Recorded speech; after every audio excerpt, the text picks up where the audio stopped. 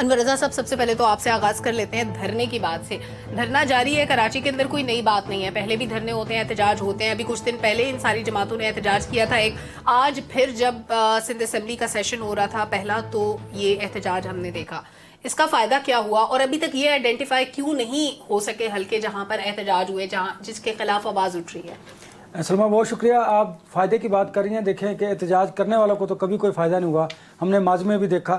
لیکن ہم اسی کی نشاندہی کیا کرتے تھے کہ جب انتخابات ہو جائیں گے اس کے بعد یہ سچویشن ہوگی کہ جو ہارنے والے ہوں گے وہ بھی شور مچائیں گے اور جیتنے والے کہیں گے ہمیں ہماری نشستیں نہیں دیں گے. تو آج وہی حالات ہیں جن کی ہم نشاندہی کیا کرتے تھے. دیکھیں آج سندھ اسمبلی کے باہر جو کچھ ہوا اسی کی بات کرتے تھے کہ معاشی صورتحال بہتر نہیں ہوگی.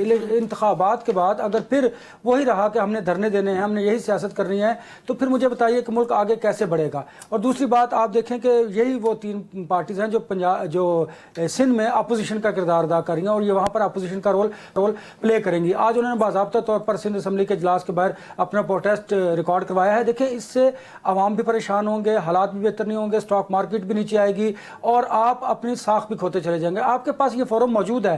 ہم نہیں کہتے کہ آپ کو یہ آئینی اور قانونی حق آپ کے پاس موجود ہے. آپ پارلیمنٹ کے اندر جائیے، آپ سندھ اسمبلی کے اندر جا کر اپوزیشن کا کردار ادا کیجئے، آپ عدالتوں کا سہارا لیجئے، آپ میڈیا میں گفتگو کیجئے، آپ سوشل میڈیا پر بات کیجئے. لیکن سلمہ جب آپ احتجاج کریں گے، دھرنے دیں گے، روڈز بلاک کریں گے، اس کا نقصان اکانومی کو ہوگا. ویسے پچھلے کچھ سالوں میں ہم نے اپوزیشن پارٹیز کا یہی رول دیکھا ہے کہ وہ اپنے حلقوں کو لے کر احتجاج کرتی نظر آتی ہیں. ہم نے نہیں دیکھا کہ وہ پالیسی سازی میں حصے دار بنتی ہوں یا کوئی کنسٹرکٹیو تنقید کرتی ہوں کسی بھی حکومت پر. سلمہ اس کی وجہ کیا ہے کہ یہ سارے اس سسٹم کے بینیفیشریز ہیں.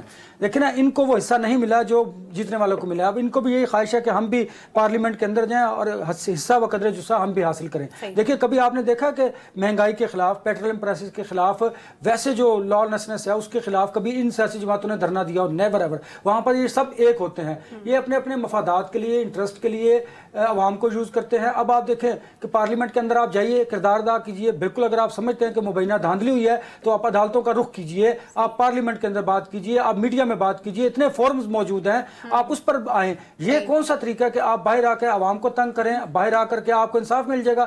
Never ever. کبھی آپ نے دیکھا ہے؟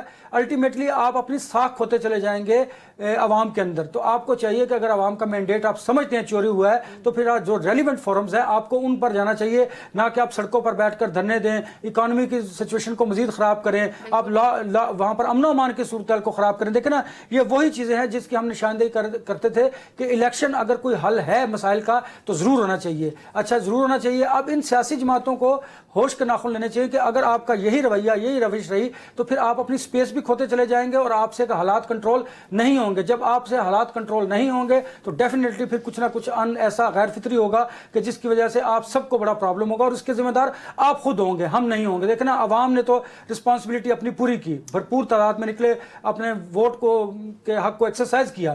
اس کے نتیجے میں جو بھی گورنمنٹ بنی، یہ کہ پہلی دفعہ ہے. پھر ہم دیکھنا ہم 2018 2013 کو بھی یاد کر لیجئے، اس سے پہلے بھی اگر یاد کر لیں ریگنگ کے الزامات لگتے رہے ہیں. لیکن اب حالات ایسے ہیں کہ اگر آپ مسلسل دھرنے دیں گے، احتجاج کریں گے، روڈز بلاک کریں گے، گراؤ جلاؤ کی سیاست کریں گے تو اس کا نقصان ملک کو ہوگا اور ذاتی طور پر میں سمجھتا ہوں آپ کی اکانومی بھی ہوگی اور آپ کی جماعت کو بھی نقصان ہوگا. اور آج دیکھیں کراچی کی سڑکیں بلاک ہیں، لوگ بیچارے ٹریول نہیں کر سکتے. بزنس ہب ہے ہمارا کراچی اور ہم نے اس کو بلاک کر دیا. آپ اسٹاک ایکسچینج کی صورتحال دیکھ لیجیے. بالکل ایسا ہے، وہ فوراً ڈراپ ہو جاتی ہے جیسے اس طرح کی سچویشن کریٹ